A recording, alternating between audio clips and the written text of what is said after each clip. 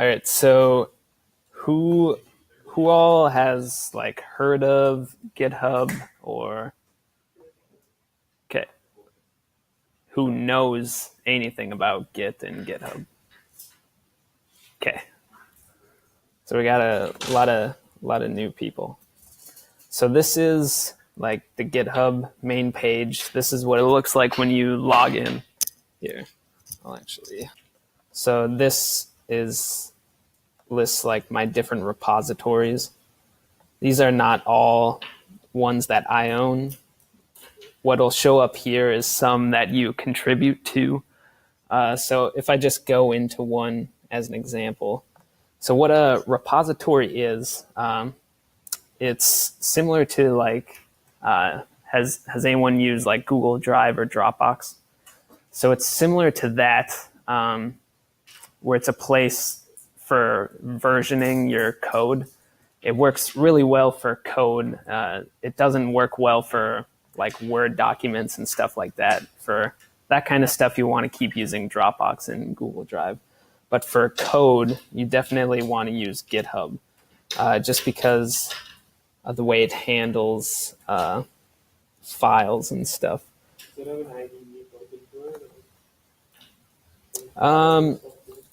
No, not built in. So here I clicked into, this is a class that I'm in right now, CSI 532.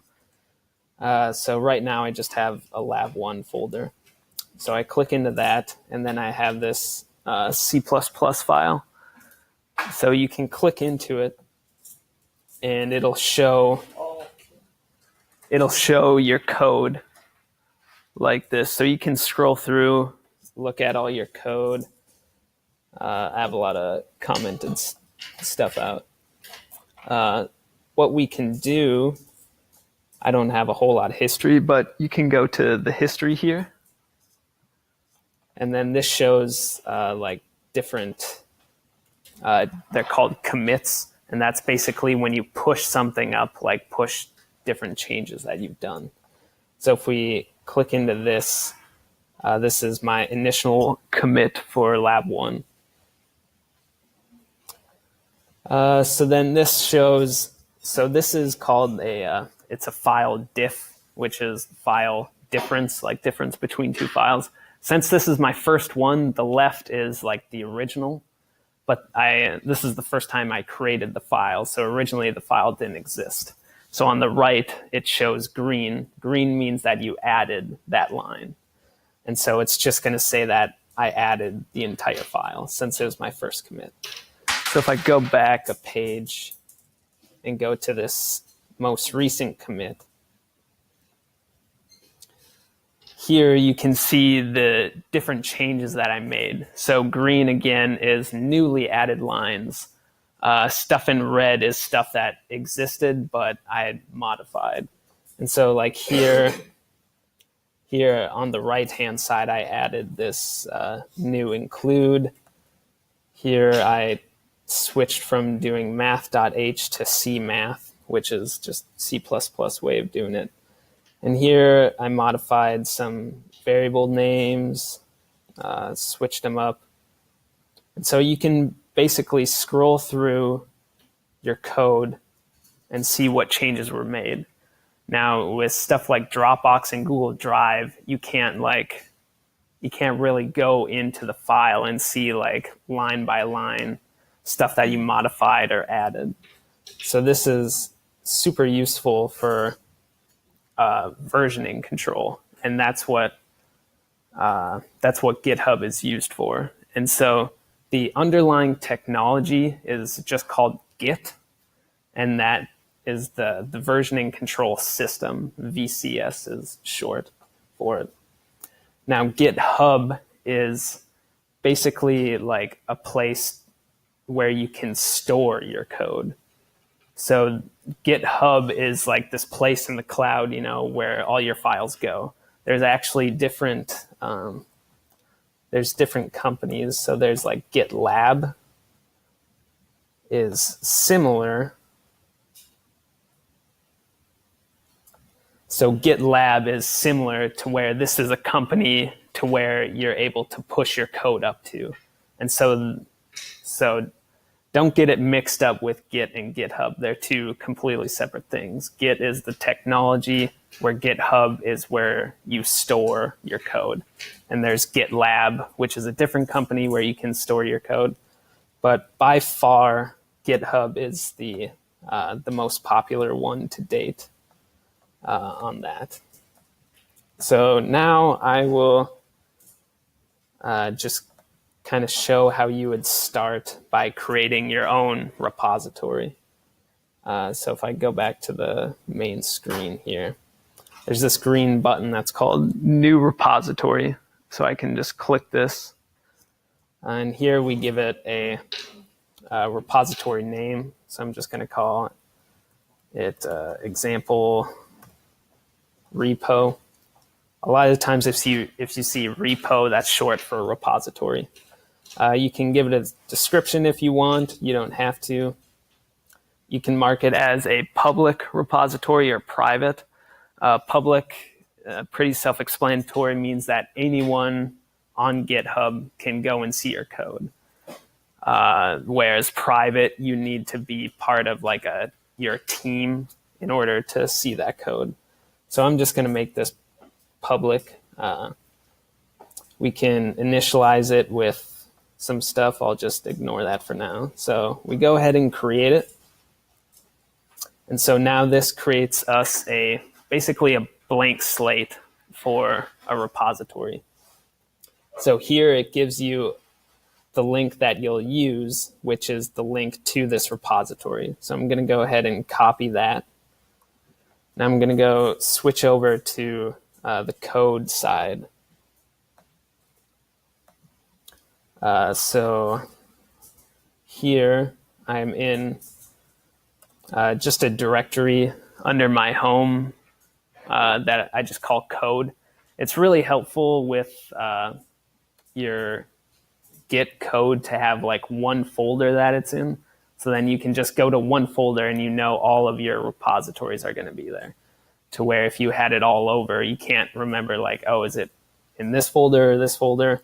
So if I list out everything that's in this folder, here's like several different repositories that I have. So now we created the blank one up on GitHub. So now we need to get that down on our machine. And to do that, you do git clone, and then all you do is give it the URL that we copied, which is the URLs for this repository. So if I do that, it says it clones, and then it just says, warning, you appear to have cloned an empty repository, which it is. So if I go and list it, now you can see I have it there. And it's just, if you just do it plain clone like that, it'll just name the folder exactly what you called it at the end of the URL there. So if we go into it now, we basically have an empty folder, and you'll see this .git folder, which is where they store some metadata and stuff. So if we just create a blank file, I'll just call it test.txt, and then we can echo hello and append it to that file. So basically, that's just a text file with hello, and that's all it is. So if we go, if we do git status, this will tell us what all has changed since our last commit point. So now it's saying we're on the master branch, there hasn't been any commits yet, and there's some untracked files. Untracked means that it's brand new, created, it hasn't been seen by Git yet. And so, like it says here, in order to track it, all we do is git add and add the file. So if we do git add test.txt and add that, then if we call git status again, now we'll see it says changes to be committed, a new file, which is this. So now if we want to commit it, we can do git commit, and then -m means that's for the message that you're going to pass. So we'll just say added test.txt, and that's all we're going to do. Okay, so now you commit it. It says one file changed, one insertion, gives you some other stuff there. So now all we've done is committed it, which is just on our local machine right now. So if we go back to GitHub and refresh, it still shows that it's blank because it's still just sitting on our machine only. So if we do a git push, what git push does is takes everything that's on our machine and pushes it up to GitHub, saying, okay, now I want you to take everything that I've done on my machine and track it up on GitHub. So if we do the git push, it'll ask for your username and password.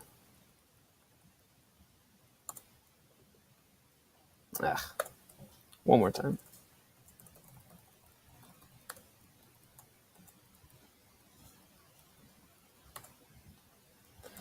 Okay, so now it just does some stuff, and it says, okay, we pushed from our master branch up to the GitHub master branch. So now, if we flip back to github.com and reload, okay, now we see that we have one file, and that would be test.txt. And it says hello. So super simple to start it up. This is, obviously a pretty contrived example. But just for kind of a better example to see what you can do with it, let me back out here. So now I'll show you another way that you can set up a repository. So I have this folder here just called tutorial repo. So I'm going to go into that. So currently, right now, I just have a simple Java file there.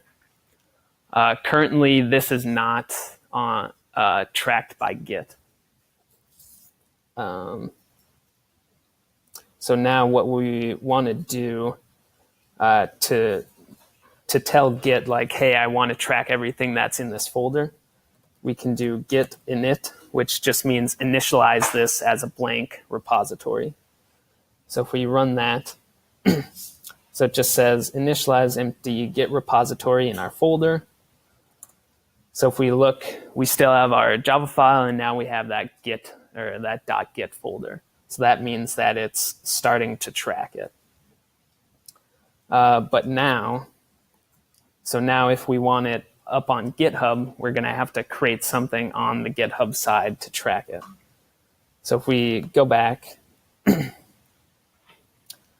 me go back to the main page. So if I do new repository again, this one was tutorial repo. I'll just do the same stuff, create repository. So now here we got the link again.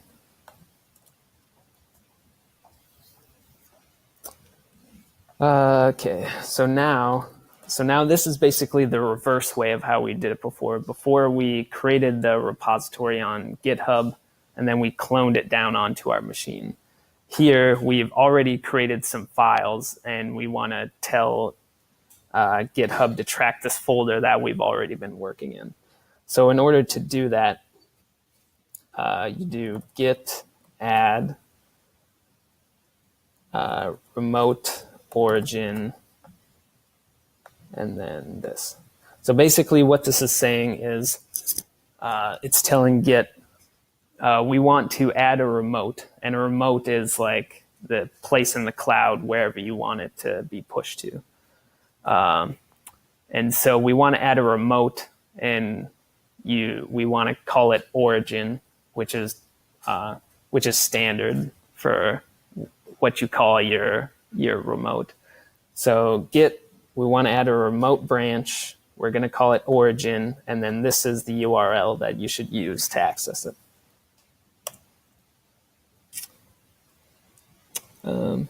Oh, actually, all right, I don't think add's supposed to be there.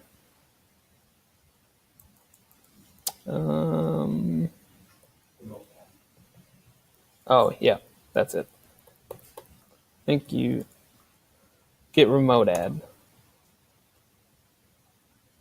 Okay, and so now still that's only on our local machine. We haven't pushed anything up yet. So we're currently on the default branch is the master branch. And so you can, if we do a git push master, so git push is telling it to push it up to GitHub. When we specify master, we're saying, okay, we only want the master branch. I know I haven't talked about branches yet, but I'll get to that a little bit later. So if we push it up, oh yeah. So we have to do git push to origin master, telling it we want it to go to github.com. Ugh. Okay, it might be master origin.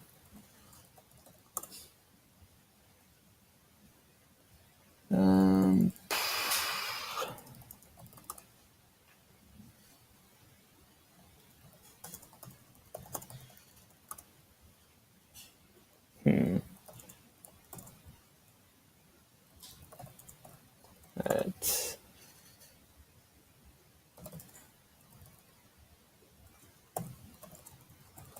Right. I apologize.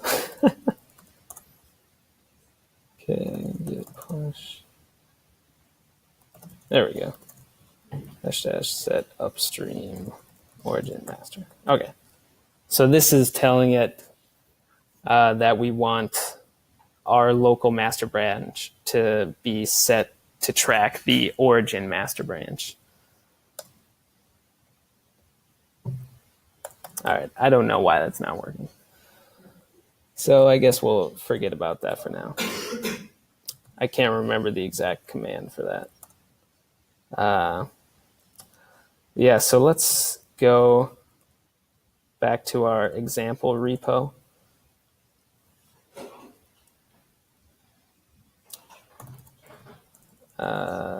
I'm just going to copy that Java file that we had on the other one to here. Okay, so now we have the Java file from the other repo here. So if we do a git status, we can see that it's untracked. So I'll just go and add it quick. Actually, let me show. So another neat thing about Git is that you can create different branches. And so, like I said before, the default is the master branch. And so what a branch basically is let's say you have some piece of code that you know is working, but you want to like test out a new feature or something. Let's say you have you're making some kind of game on your own, and you want to add in just like a new game mode or something. You don't really want to mess with the code you know for sure is working. So you can create a branch that, say your code is here, you'll create a new branch and start adding your new code here so that your original code is working fine still, and the new code that you're modifying is completely separate. So we can create a new branch just by saying git branch, and then we'll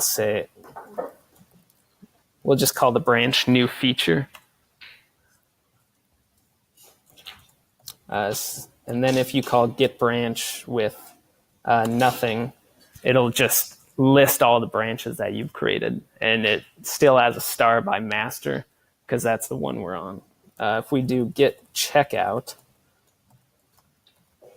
this is how you switch between branches. So if we git checkout new feature, so now it says we changed. If I do git branch again, now it'll show the star next to new feature. So we can do git status. So this Java file still hasn't been added. I'll go and add it now. Then I'll commit it. Added calcmathops.java. And then I'll push it up. Oh, okay.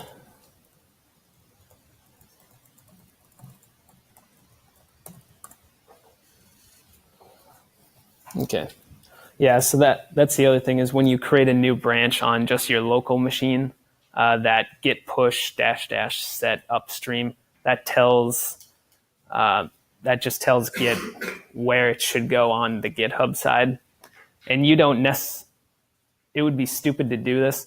So you could tell it to track on GitHub, you could say origin new branch. And on your local machine, the branch would be called new feature, but on GitHub, it would be called new branch. You can do that. Don't do it. It doesn't make any sense. Just keep the names the same. So if we go back to GitHub, we can see, I got to go to the other repo quick.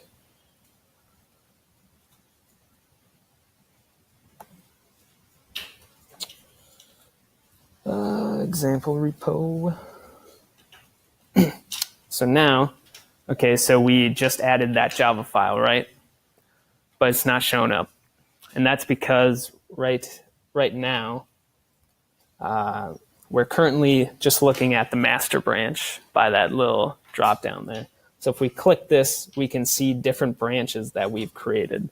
So we can see the new feature branch here. So if we click onto that, now we can see that our Java file popped up, which is pretty cool because then you're able to, keep new stuff separate from stuff that you know is already working. So let's say,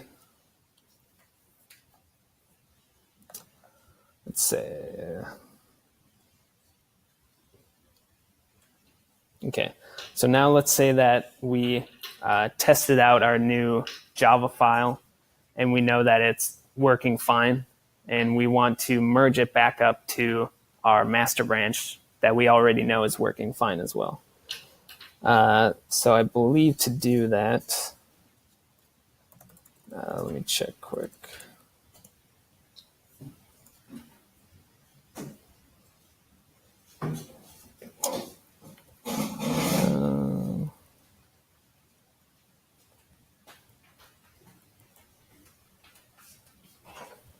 Okay, so if we want to check out our master branch because that's what we're, so we want to pull the changes from new feature into our master branch. So if we do git merge new feature, this should merge the new feature branch into our master branch. So we do that and it just automatically updated it.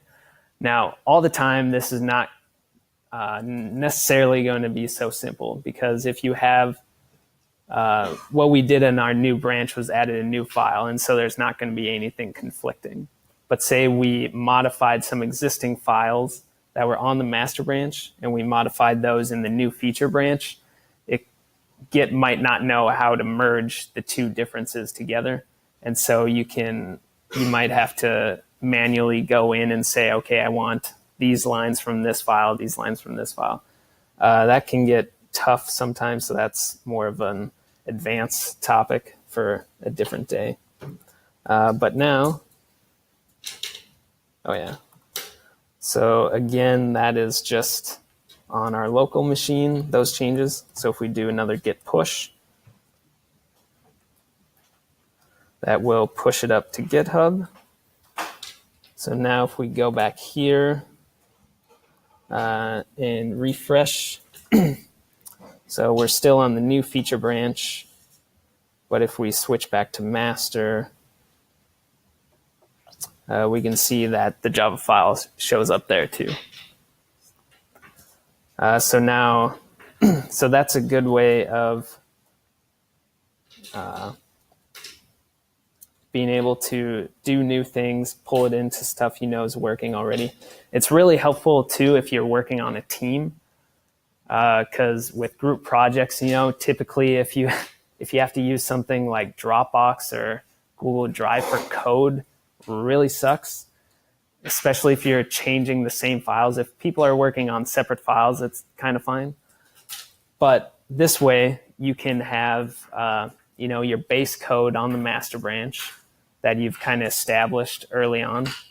And then let's say I'm doing a new feature for our program and someone else is doing a different feature that's separate. We can both create two separate branches and work separately without messing something that the other person's doing. And then once we know that both of our stuff is working, then you merge it back into the master branch. And you'll probably have some conflicting things that you'll have to figure out. But it's super helpful for that kind of stuff. And that's why, every modern company now uses some kind of versioning system like this, just because it's so easy to work on stuff within a team. It's super easy to keep track, and you can see if you go to the history.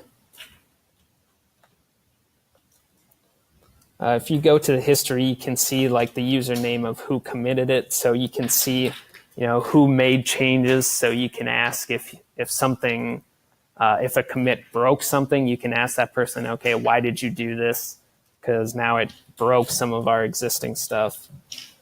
It just has like a ton of use cases. So that's all I got as kind of a base level Git tutorial. Does anyone have any questions? So if you're pushing is more or less just saving it up into the cloud, right? Yeah. So could you write a script that makes it so that it pushes it every single time you edit something? Kind of like how Google Docs saves it automatically. I mean, it'd be kind of a waste. Yeah.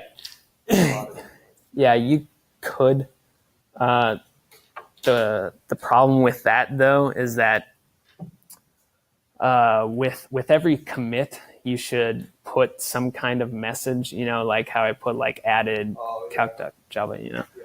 With every commit, you should have some kind of relevant message saying what you did, because let's see. Let me go to a bigger repository.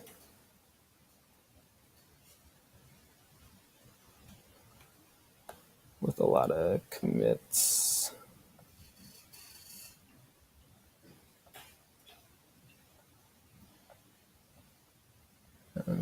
Shoot.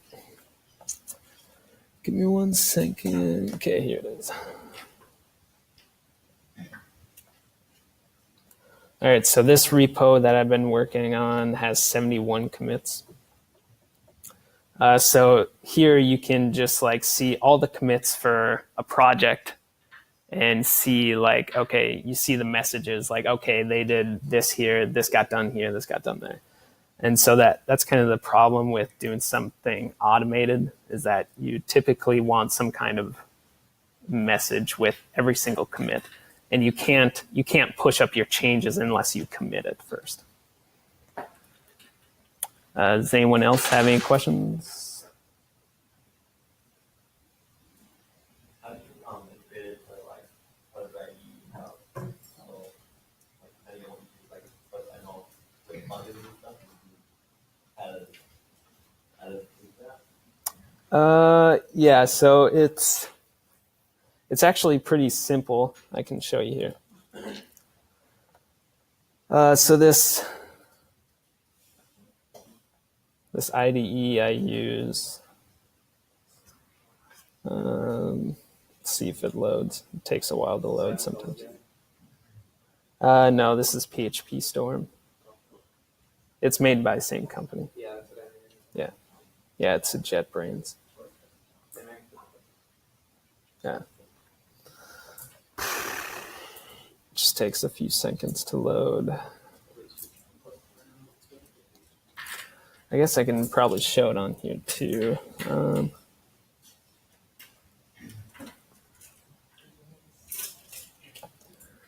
Yeah, let me